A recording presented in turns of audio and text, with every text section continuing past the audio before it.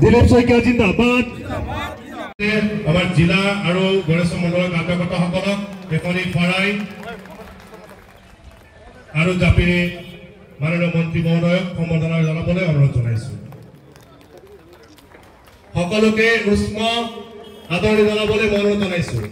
বিশাল হাত চাপৰিৰে দিলীপ শইকীয়া জিন্দাবাদ, বিজেপি জিন্দাবাদ, দিলীপ শইকীয়া জিন্দাবাদ।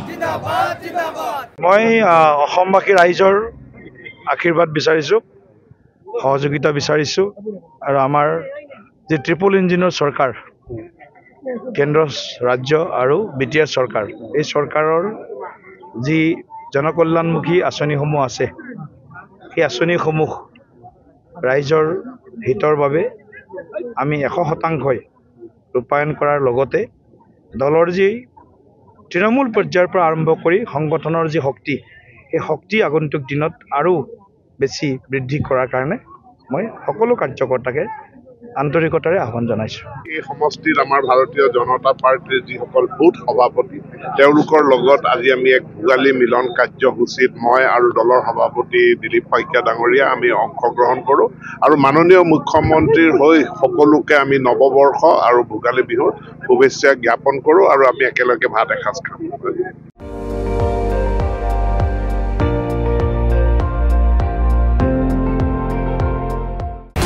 আপুনি চাই আছে ND24, সৰ্বশ্ৰেষ্ঠ নহয় সৰ্বোত্তমৰ দৌৰ।